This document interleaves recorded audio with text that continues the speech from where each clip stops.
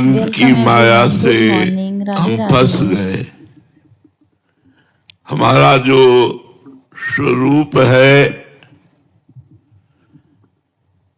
वो अविनाशी है, सुखमय है, आनंदमय है, नित्य है, एक है। अब हम अनेकता में, अनित्यता में, नाशवान शरीर में फंस गए। इसी से मुक्त होने के लिए हमको एक मनुष्य शरीर मिला है। जो हमारा स्वरूप है वो नैनम छिन्दन्ति सहस्राणि नैनम दहति पावकः न चैनम क्लेदयन्त्यापो न शोषयति मारुतः। अग्नेयास्त्र की भी सामर्थ्य नहीं कि मुझे जला सके,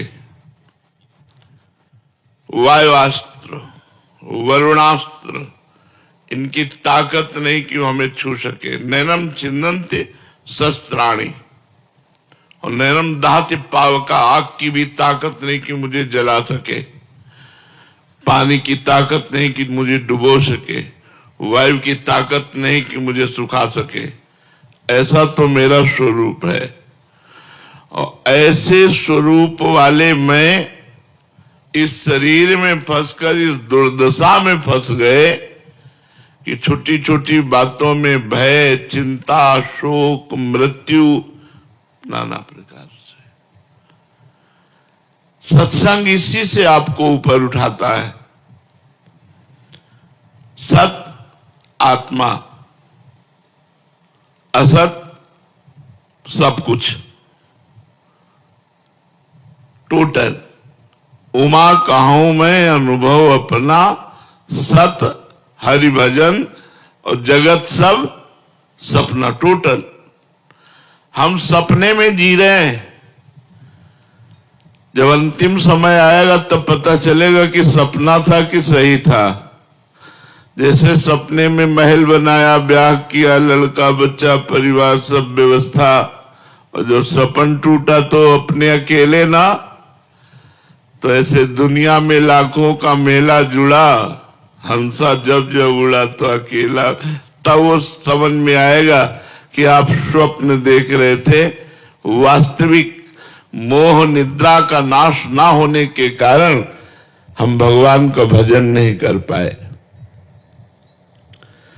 देह का नाश अवश्य होगा। जिसे तुम बहुत दुलार करते हो, मार खूब साबुन तेल लगा के स्वच्छ करते हो, सुगंधित द्रव्य लगाते हो, शीशा में देख के गर्व करते हो, ये तुम नहीं हो। ये तुम्हारी पोशाक है, ये तुम्हारी पोशाक है, तुम नहीं हो। और इसका नाश होगा। पोशाक फटेगी, पहनने वाला नहीं फटेगा। बम की ताकत नहीं कि उसे फाड़ सके, वो अविनाशी है। इसी नाशवान का नाश होगा। जब शरीर का नाश ही होना है तो ऐसी कमाई कर लो जो अविनाशी है। तुम्हारे पास अविनाशी कमाई क्या है? आप विचार करके देखो। आप कहोगे इतने बीघा जमीन, इतना बैंक बैलेंस, इतने बड़े पद में, इतनी, ये सब हमने मेहनत करके प्राप्त किया। स्वप्न में जब आखिरी समय होगा, जगोगे तो न पद जाएगा, न बैंक बैलेंस जाएगा, न जमीन जाएगी, न परिवार जाएगा। जाएगा नाम, भगवान का नाम। इसीलिए कबीरा सब जग निर्धना, सब जग निर्धना, धनवंता नहीं कोई। धनवंता सोई जानिए, जाके राम नाम धन। आप सबसे प्रार्थना है, नाम जप कीजिए। जितना नाम जप करोगे उतना ही आपके पापों का नाश होगा। पापों का नाश होने से दुख का नाश होता है, चिंता का नाश होता है, शोक का नाश होता है, और भगवान प्रिय लगने लगते, सबसे बड़ी बात होती है भगवान प्रिय लगने। जिसे भगवान प्रिय लगने लगे, बस यहीं से जीवन का वो सुख प्राप्त होगा जो हम जन्म जन्म से भटकते हुए अभी तक नहीं प्राप्त कर पाए। अति आनंद, महामोद, महाप्रेम, ये भगवान से प्राप्त होता है। हम लोग हर समय चिंतन करते हैं, बस उसे संभालना है। चिंतन संसार, शरीर, भोगों का, रुपया पैसे का, शत्रु का, मित्र का, पत्नी पुत्र परिवार का, ये सब होता है। इसी को ठीक करना है और कुछ ठीक नहीं करना। जैसे का तैसा ही रहना है। जब भगवान अवतार लिए थे तब भी संसार ऐसा ही था, आज भी ऐसा है, आगे भी ऐसा ही रहेगा। हम अपना चिंतन सुधार करके काम बना सकते हैं। अनन्यस चिंतयन्तो माम, चिंतन तो सबका हो रहा है। बिना चिंतन के कोई एक मिनट भी नहीं रह सकता। पर पुत्र का, पत्नी का, धन का, माया का, राग का, द्वेष का, लड़ाई झगड़ा, मित्रता शत्रुता, ये माया का जो शत्रु मित्र, राग द्वेष, विनाश, जन्म, अच्छा बुरा, ये पहले भी बना था, अब भी बना है, आगे भी बना रहेगा। आप अपना मिटा सकते हो, आप अपना कल्याण कर सकते हो, तो आप संसार की चिंता न करके श्री जी की चिंता करें, श्री जी का चिंतन करें। राधा राधा सब काम करते जाएं। किसी भी कार्य के लिए ये नहीं कि ये छोड़ो तब भजन करो, भजन करते हुए कार्य करो। सच्चा जो कार्य है वो भजन करते हुए। भजन में बड़ी सामर्थ्य है। भक्तमाल जी में एक चरित्र आता है कुबा जी का। इनकी संतों पे बड़ी श्रद्धा थी। जो भगवान से प्रेम करना चाहते हैं उनको संत बहुत प्यारे लगते हैं, और जिन्हें संत प्यारे लगते हैं उन्हें भगवान बहुत प्यारे लगने लगते हैं। भगवान की बड़ी कृपा होती है। अब वो गरीब थे पर संत सेवी थे। जहां संत को देखते साष्टांग दंडवत करते, घर लाते, चरणामृत उतारते, चरणामृत उतार के उनकी आरती करते, साष्टांग दंडवत, फिर प्रसाद पवाते और फिर प्रार्थना करते कि आप रुके रहिए। अगर वो रुकते तो रुकते, नहीं तो चले जाते। ऐसा अब कहां हो रहा है? देखो ना कलयुग का प्रभाव कैसा हो रहा है। हम लोग जब बच्चे थे, जब संत महात्मा गांव की तरफ आते दिखाई देते तो पिताजी कहते दौड़ो, और सब 500 मीटर दूर दौड़ करके जाके सब साष्टांग दंडवत, और उनको घर लिवा के लाते, उनके चरण धोते। आज उन्हीं का प्रताप, चरणामृत का प्रताप संतों की। एक दिन 50 संतों की मंडली आ गई कुबा जी के यहां, और जिसे आज की भाषा में मजदूरी कहते हैं, वो मजदूरी करके अपने परिवार का पोषण करते थे। तो एक दो संत को पवाने की तो सुविधा हो सकती है, लेकिन 50 संत, और गरीब को कोई उधार भी नहीं देता। पड़ोसी से भी मांगो तो दरवाजा बंद ही कर लेगा। देखो ना, सुदामा जी को चावल भी नहीं दिए थे, टूटे हुए चावल के कण दिए थे। कुबा जी ने बहुत प्रयास किया कि आज हमारे यहां संत आए हैं और संत भूखा न चला जाए, ये बड़ी मर्यादा है गृहस्थ की कि कोई दरवाजे से भूखा न जाए। जैसे आपके दरवाजे कोई आया है, राधे श्याम आवाज दे रहा है, आप निकलिए। 3 बातें तो आप सबको दीजिए। पहला मृदु वचन, राधे श्याम राधे श्याम। दूसरा आसन, आइए बैठिए। तीसरा पानी, जल, जल पिएंगे आप। अब वो कह रहा मुझे 5,000 रुपया चाहिए। अब इस पर आपकी छूट है, आपका विवेक काम करे, आपके पास है तो दे दीजिए, नहीं तो रह दीजिए, फिर आपको कोई अपराध नहीं लगेगा। नहीं, अतिथि अपमान का अपराध लगता है। जैसे आपके दरवाजे कोई आया, बोला राधे श्याम, हमने कहा भाग जाओ, वो तो भाग जाएगा लेकिन तुम्हारे पुण्य भी भाग जाएंगे, तुम्हारे पुण्य भी नष्ट हो जाएंगे। और कहीं संत, तो देखो हम इसीलिए छूट दे के बात कर रहे हैं कि 3 बातें आप सबका सम्मान कर सकते हैं तो आपको अपराध नहीं लगेगा। मृदु वचन, आसन और जल, ये किसी को भी दे सकते हैं। जरूरी नहीं गेट के अंदर लाना है, बाहर ही दे सकते हैं। कुर्सी डाल दिया, ऐसे आसन डाल दिया, आप बैठिए। अब भोजन पाएंगे आप? नहीं, हमें रुपया चाहिए। किस लिए? प्रश्न बनता है, किस लिए? बोले हमको अमुक कार्य कराना है, हमारी सामर्थ्य नहीं है या हमारी श्रद्धा नहीं है। दोनों बातें आप कह सकते हो, कोई अपराध नहीं लगेगा, लेकिन अनादर नहीं। वो तो भाग जाएगा लेकिन तुम्हारे पुण्य भी नष्ट हो जाएंगे। और कुबा जी के यहां तो संत आए थे, और कुबा जी स्वयं में महान संत थे। अब संत संत की महिमा को जानता है, अब संत भूखे चले जाएं, ये बड़ी समस्या। तो एक सेठ जी राजी हुए कि हम तुम्हारे संतों को भोजन करा देंगे, तुम हमारा कुआं खोद देना। 50-60 हाथ नीचे जल निकलता। उन्होंने कहा हम और पत्नी मिलकर दोनों जरूर आपका कुआं खोद देंगे, आज आप हमें दाल चावल घी बूरा दीजिए, जिससे संतों की सेवा। खूब संतों को पवाया, संत भगवान नाम कीर्तन करते हुए प्रसाद पाए, जय जयकार हुई और हो गए।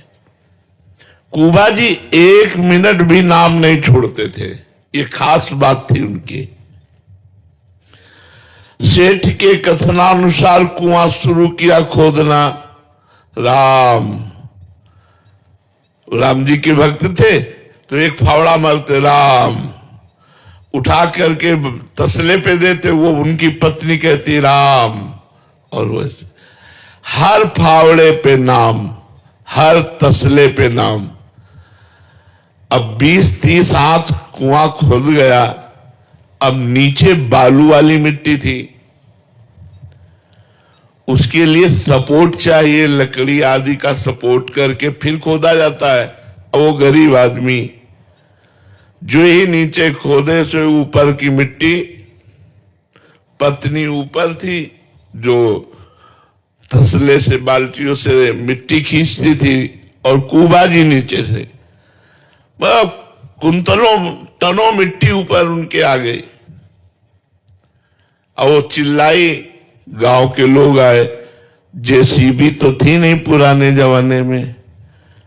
अब बोले यार हटाते हटाते तो मर ही जाएंगे, तो हटाने का श्रम क्यों करे, और उसको पूर दिया गया। और सेठ ने कुछ ले देकर उनकी पत्नी को राजी कर दिया। और बात, एक भक्त संत के उदर के पोषण के लिए किसी से इतना बड़ा वादा, तो देखो भगवान कितने रक्षक हैं। 1 महीना हो गया, भगवान की बातों को आप लोग आश्चर्य में मानकर, या ऐसा कि कोई कथा है, आश्चर्य मत मानो। यदि भगवान का भक्त है तो कुछ भी हो सकता है। एक राजा की सवारी वहां से निकली तो उनको सुनाई दिया राम राम राम। तो राजा ने कहा ये आवाज इतनी मधुर और प्रेम भरी है, ये किस संत की आ रही? आसपास कोई आवाज का लक्ष्य करके गए तो जहां कुआं था वहां से आवाज आ रही थी, राम राम राम। बोले महाराज यहां से आ रही। लोगों से पूछा, लोगों ने बताया 1 महीना पहले कुबा जी इसमें दफन हो गए, वो खोदते हुए। तो ऐसा उन्होंने कहा खोदो। अब वो राजा राज सैनिक लगे, कुआं खोदा। जहां कुबा जी बैठे थे वहां एक गुफा बन गई थी। कुबा जी को बिल्कुल कोई चोट नहीं, कोई परेशानी नहीं, श्वास लेने में कोई परेशानी नहीं, कर तुम अकर तुम अन्यथा कर, जो गर्भ में हमको हमारी रक्षा की, वो रक्षा करने वाले भगवान। एक शीतल झारी जल की रखी थी और सुंदर भोजन रखा था, और वो चिदानंद भोजन जिससे मलमूत्र न बने। कुबा जी को निकाला गया, कहा गया कि 1 महीना आप नीचे रहे, आपको कोई कष्ट? बोले बिल्कुल कष्ट नहीं, सीताराम जी साथ थे। केवल 1 महीना ऐसे बैठे रहने से उनके थोड़ा, तो इसीलिए केवल राम जी नाम उनका था, तो कुबा केवल राम जी नाम उनका रख दिया गया। भगवान के नाम में इतने सामर्थ्य। प्रहलाद जी को कितना कष्ट दिया गया, कोई कष्ट प्रहलाद जी को नहीं व्याप्त हुआ। इसलिए चिंता मत करो, अनन्यस चिंतयन्तो माम ये जनाः परिपासते तेषां नित्याभियुक्तानां योगक्षेमं वहाम्यहम्। भगवान कह रहे हैं योग और क्षेम का वहन मैं करूंगा, तुम केवल मेरा अनन्य चिंतन करो। ये 3 बातें भक्त के हृदय में अवश्य आ जानी चाहिए। एक तो नाम जप करते हुए भगवान की कृपा पर विश्वास। नाम जप चलना पहला कर्तव्य है, और साथ में विश्वास की भगवान की हम पर विशेष कृपा है।